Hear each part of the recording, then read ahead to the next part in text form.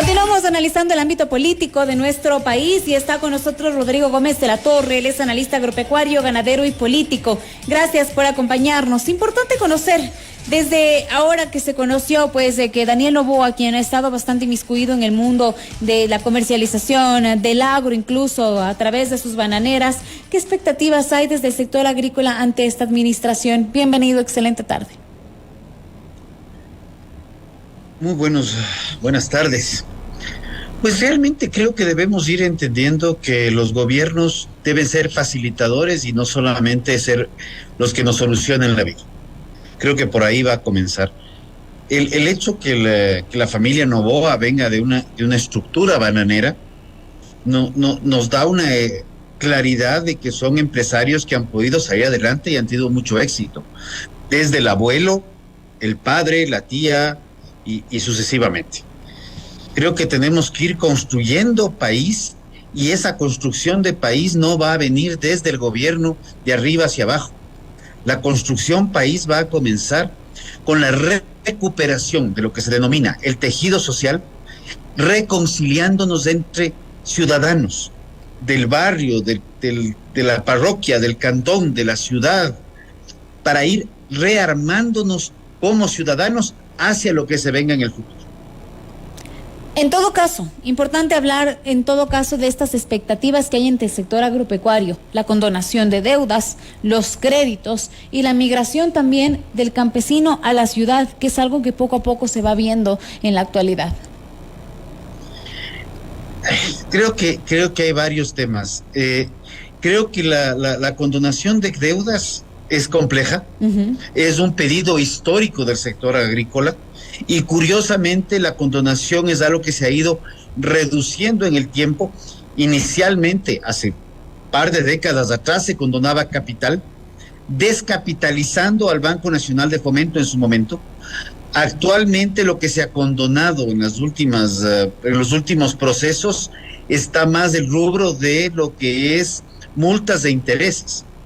Y lo que hay que hacer en términos pragmáticos es refinanciar los créditos, porque caso contrario no hay banca que soporte, porque estaríamos hablando ya no de créditos, sino estaríamos hablando de regalos, y creo que en eso hay que ser más honestos.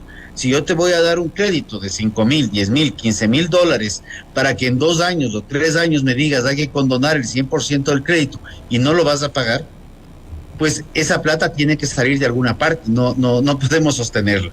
Y tal vez lo que digo es políticamente incorrecto, pero es real, es pragmático. Por el caso contrario, lo que hace el gobierno, sea el que venga mañana, el de ayer, es decir, ok, no hay problema, condonamos créditos. La parte, en el populismo eso es muy bien vendido, pero no te cuentan que para condonar ese crédito te subieron impuestos o sacaron la plata de otro lado. Y eso también creo que hay que tenerlo muy presente. Los gobiernos no producen, los gobiernos recaudan. Entonces, de lo que sacan del ciudadano es que ellos utilizan para la inversión social, obra pública y demás. Porque la plata del petróleo también tiene fines específicos. Y de minería, obviamente. Le hablaba un poco también sobre el proceso migratorio. ¿Cómo frenarlo? ¿Cómo dar más apoyo, digamos, al agro, in situ, en el campo? A ver, tenemos 2 procesos migratorios. El Ecuador está viviendo una nueva ola migratoria hacia afuera del país. La ola migratoria del campo a la ciudad viene por la falta de servicios y el abandono del campo en otras áreas. En las ciudades no tenemos seguridad. Si en la ciudad no tenemos seguridad, en el campo muchísimo menos. Si en la ciudad no tenemos en algunas zonas agua potable, en el campo hay veces que no hay ni siquiera agua entubada, que no tiene nada que ver con potable. Luz eléctrica tenemos una buena cobertura. Señal de celular cada vez es menor. Y esos son temas que hay que irlo superando. Entonces es la provisión de servicios al campo que hace que la gente quiera quedarse. Y aunque desde hace muchos años se lanzan leyes que fomentan la inversión en lugares distintos a Quito y Guayaquil, esas inversiones quedan en letra muerta, o esos incentivos, quedan en letra muerta, cuando donde se pretende invertir no hay servicios básicos consolidados. Entonces, es una matriz completa. Tenemos que trabajar con una óptica distinta. Y ahí regreso, en donde las mismas comunidades deben ver cómo se aglutinan, cómo se agrupan, y en base a un proceso organizativo de base, plantear al gobierno alguna estructura. Porque de la dispersión que vivimos actualmente en el campo, y a igual misma dispersión que se vive en la urbe, aunque estamos todos más juntos, pues no se va a construir soluciones. La organización social, la reestructuración del tejido social va a ser el primer gran paso para una organización en el agro, para que la gente quiera quedarse en la ruralidad y tener ahí herramientas. Pero si le ponemos cada vez más trabas o más trámites, quienes estamos fuera de Quito y tenemos que salir corriendo a Quito 2, 3 veces por semana para hacer algún trámite que a alguna entidad pública se le ocurrió de último minuto, el costo de movilización y la pérdida del tiempo que eso implica es altísima. Entonces tenemos que sistematizar y automatizar procesos, inclusive hacer que el Estado sea más eficiente y que cumpla sus funciones de regular y controlar, pero no de sobreregular o utilizar los controles en lugar de mecanismos de control como mecanismos de sanción. Ejemplo, fotorradares. Los fotorradares, más que mecanismos de control de velocidad, están siendo utilizados, no de ahora, desde hace rato atrás, como mecanismos recaudatorios de ciertos municipios. Y esto ya ha quedado claro, inclusive la Corte ya se pronunció al respecto y algunos municipios ya dijeron que no quieren saber nada de cumplir una resolución de Corte de un amparo constitucional. Y ahora, frente también a todos estos inconvenientes que de alguna forma terminan afectando también al bolsillo de los ecuatorianos, ¿qué alternativas podríamos darles incluso para que los productos puedan de una manera incluso llegar con un mejor precio a las manos de los ecuatorianos e incluso al exterior? ¿Qué es lo que se busca principalmente? Carla, ahí yo creo que hay que analizar todos estos trámites y costos adicionales al productor, le retiran liquidez y obviamente terminan en un proceso de encarecimiento. Ahora regresamos a la misma lógica. Si en vez de que productores independientes vayan buscando individualmente salir a los mercados y cada uno paga su transporte, generemos diferencias al revés. Fomentemos el cooperativismo. ¿Cómo podemos fomentar el cooperativismo desde el Estado? Y tiene que ser a través del crédito, por ejemplo. Hablamos de que el crédito en el campo es caro, hablamos que el crédito en el campo llega tarde. ¿Por qué no tener mecanismos crediticios? Si Rodrigo quiere un crédito, ok, va a la tasa del mercado.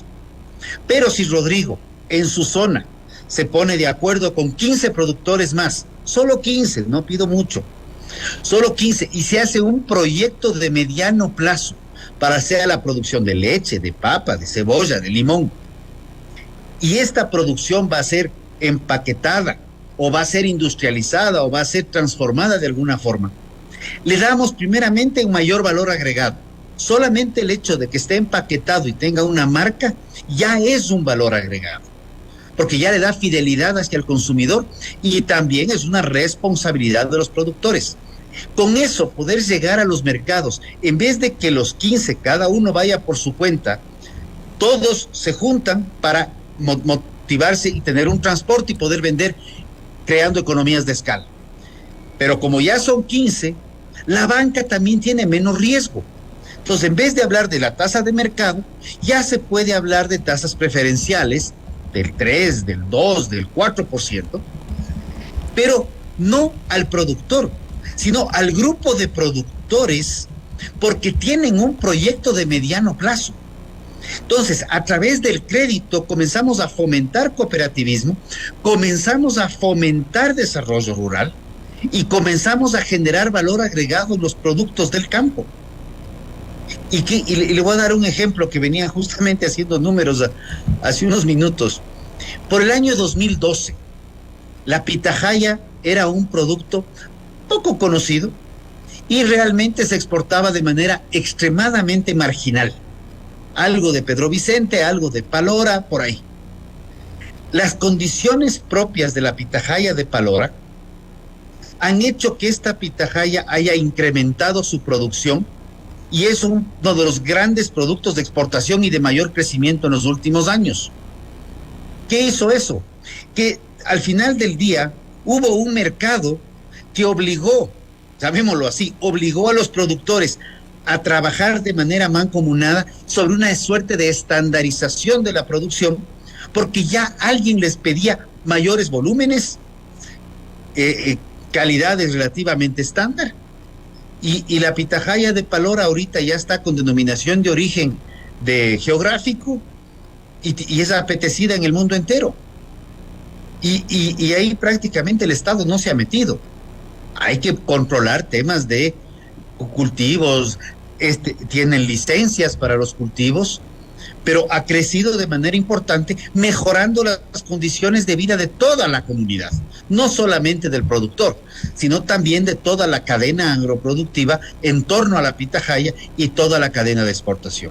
Me voy a quedar con Ese eso, puede que ser un ejemplo. de alguna manera es lo más importante y son algunos de los aspectos en los que el gobierno se va a tener que centrar en materia del agro. Esperemos que pronto, incluso junto a ustedes y junto, en realidad, in situ, en el campo, el presidente pueda tomar las mejores decisiones para tomar en cuenta que los productos y que el apoyo, obviamente, al sistema del agro tiene que ser importantísimo también para generar dinamismo en la economía de nuestro país.